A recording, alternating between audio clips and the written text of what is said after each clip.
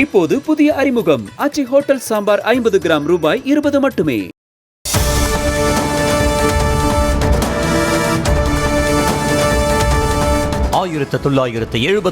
ஆண்டு உருவாக்கப்பட்ட தமிழ்நாடு குத்துச்சண்டை கூட்டமைப்பு சென்னையை தலைமையிடமாக கொண்டு செயல்பட்டு வருகிறது. இதில் பல மாவட்டங்களைச் சேர்ந்த 10,000த்திற்கும் மேற்பட்டவர்கள் உறுப்பினர்களாக உள்ளனர். இந்த சங்கத்தின் விதிகளின்படி 3 வருடத்திற்கு ஒருமுறை தலைவர் தேர்தல் நடத்தப்பட வேண்டும் என கூறப்படுகிறது. ஆனால் தற்போதைய தலைவரான பொன் பாஸ்கர் என்பவர் 2010ஆம் ஆண்டு முதல் தலைவர் பதவியில் தொடர்ந்து வருவதாக குற்றச்சாட்டு எழுந்துள்ளது. தலைவராக உள்ள பொன் பாஸ்கரால் கூட்டமைப்பை சரியான முறையில் கொண்டு செல்ல முடியவில்லை என கூறும் சர்வதேச குத்துச்சண்டை வீரர் லட்சுமிகாந்தன் பொன் பாஸ்கர் மீது பல்வேறு குற்றச்சாட்டுகளை அடுக்குகிறார். ஒரு தொழிலதிபரை வச்சு இவர் இருந்தால் நல்லாயிருக்கும் அப்படின்ற மாதிரி அவர் கூப்பிட்டு வந்தாங்க. அவர் வந்தார்னா அவரோட இன்கம் டேக்ஸ் கணக்கை இதில் சரி கட்டுறதுக்காகவே அவர் வந்து உட்காந்துக்கிறார். இப்போ அதனால் ஒரு பதவி காலன்றது 8 வருஷம் 10 வருஷம் தான். ஆனால் இவர் கண்டினியூவாக 15 வருஷமாக இவரே தலைவராக இருக்கார். இவர் தான் வேறு யாரையுமே வர விட மாட்டேங்கிறார். இவர் இஷ்டத்துக்கு ஒரு டம்மி பீஸ் ஒருத்தர் ஒரு செக்ரட்டரியாக போட்டுக்கிறது அவர் கையில். இவர் என்ன சொல்கிறாரு அவர் கேட்கணும். மற்றவங்க எல்லாருக்குமே பணத்தால் பதில் சொல்லிட்டு இருக்காரு. அதனால் இந்த குத்துச்சண்டை கழகம் கவலைக்கிடமாக இருக்குது. தலைவராக உள்ள பொன் பாஸ்கரின் செயல்பாடுகளால் இந்த கூட்டமைப்பில் உள்ள வீரர் வீராங்கனைகளுக்கு தமிழக அரசால் வழங்கப்படும் சலுகைகள் எதுவும் கிடைப்பதில்லை என ஆதங்கப்பட்டார். பாக்ஸிங் போட்ட நண்பர்கள்லாம் சேர்ந்து எலெக்ஷனுக்கு போகலான்ட்டு போனால் அந்த இடத்துல பவுன்சரை வச்சு எங்களெல்லாம் வெளியவே நிற்க வச்சுட்டு அவங்களுக்குள்ளே ஒரு எலெக்ஷன் தேர்ந்தெடுத்து எலெக்ஷன்னா ஒரு ஓட்டு போடுற மாதிரிலாம் இல்லை.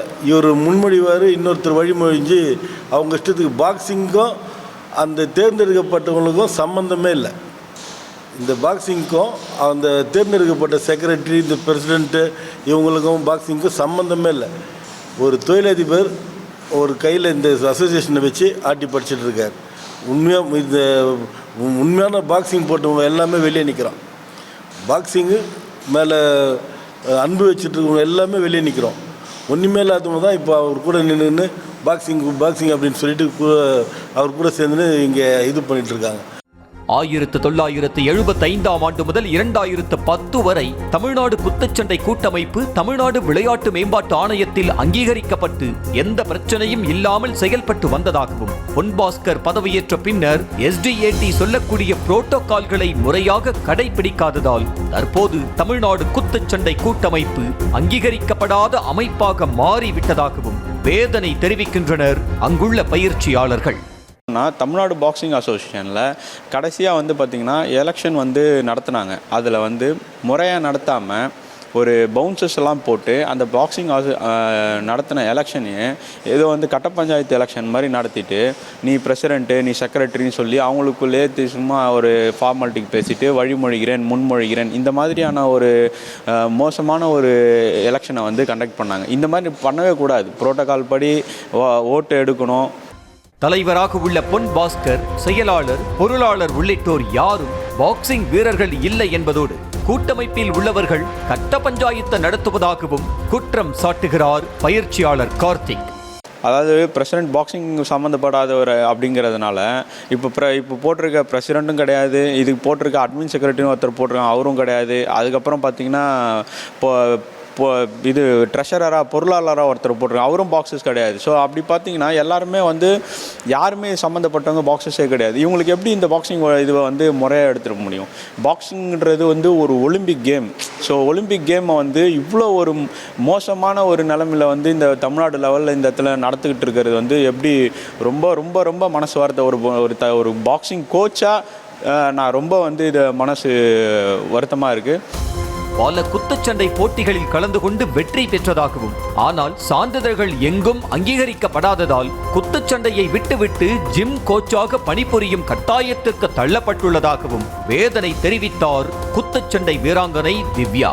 எங்கள் காலேஜில் ஸ்போர்ட்ஸ் கோட்டா எலிஜிபிள் யார், நான் எலிஜிபிள் யாருன்ற கேண்டிடேட்டில் என்னை ரிஜெக்ட் பண்ணிட்டாங்க. என்னென்னு போய் கேட்டதுக்கு உங்கள் சர்டிஃபிகேட்ஸ் எதுவுமே ஒர்த் இல்லை அப்படின்னாங்க. ஏன்னு கேட்டப்போ தமிழ்நாடு பாக்ஸிங் அசோசியேஷன் வந்து SDAT sports development authority of தமிழ்நாடால் அங்கீகரிக்கப்படலை உங்கள் அசோசியேஷன், அதனால் நீங்கள் இப்போ இந்த சர்டிஃபிகேட்டை அக்செப்ட் பண்ண முடியாது. எங்கள் யூனிவர்சிட்டி கேம்ஸ் எனக்கு அதே டேட்டில் வேறு லொக்கேஷனில் நடந்தது. அங்கே என்னோடய வெயிட் கேட்டகரி எலிஜிபிள் இல்லைன்றனால தான் நான் அசோசியேஷன் டோர்னமெண்ட் போட்டேன். அதில் வந்து ஸ்டேட் லெவலில் சில்வர் மெடல் பண்ணியிருக்கேன். இந்த சர்டிஃபிகேட்டை அக்செப்ட் பண்ண மாட்டேன்ட்டாங்க. அதனால் வந்துட்டு வித்தின் 2 days வந்து என்னை ஃபீஸ் பே பண்ண சொல்லிட்டாங்க. நீங்கள் வந்து ஸ்போர்ட்ஸ் கோட்டாவில் ரிஜெக்ட் ஆகிட்டீங்க, நீங்கள் ஃபீஸ் பே பண்ணால் தான் எக்ஸாம் எழுத முடியும். இந்த விவகாரம் தொடர்பாக விளக்கம் கேட்க பலமுறை தொடர்பு கொண்டும் கூட்டமைப்பின் தலைவர் பொன் பாஸ்கரின் விளக்கத்தை பெற முடியவில்லை. தமிழக அரசு இந்த விவகாரத்தில் தலையிட்டு வருங்கால குத்துச்சண்டை வீரர்களுக்கு வாழ்வளிக்க வேண்டும் என்பதே அனைவரது கோரிக்கையாகவும் உள்ளது. நியூஸ் தமிழ் செய்திகளுக்காக செய்தியாளர் அஜய். இப்போது புதிய அறிமுகம் ஆச்சி ஹோட்டல் சாம்பார் 50 கிராம் ரூபாய் 20 மட்டுமே. செய்திகளை உடனுக்குடனும் துல்லியமாகவும் தெரிந்து கொள்ள சப்ஸ்கிரைப் பண்ணுங்க.